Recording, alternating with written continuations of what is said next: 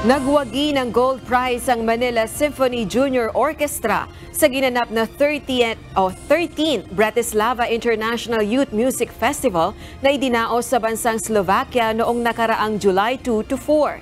Bukod sa gold prize, nagkamit din ang Team Pilipinas ng Grand Prix Award para sa orkestra, habang nasungkit naman ng South Africa ang Grand Prix para sa choir category. Mula sa 17 grupo na mga nag-perform, tanging ang Pilipinas lamang at South Africa ang ginawaran ng prestihiyosong parangal.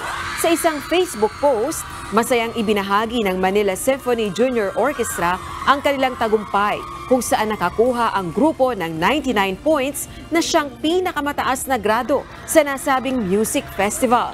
Binubuo ang Manila Symphony Junior Orchestra ng 40 musicians, kung saan nagsilbing conductor ng grupo si Jeffrey Solares. Ang 13th Bratislava International Music Festival ay pinangunahan ng Artistic Director na sina Professor Milan Colena, kasama ang ilang distinguished musicians mula sa Australia, Slovakia at US na mga nagsilbing jury sa naturang kompetisyon.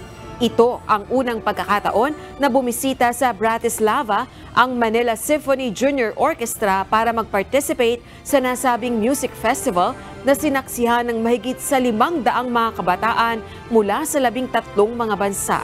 Mula sa amin sa UNTV News and Rescue, congratulations sa Manila Symphony Junior Orchestra!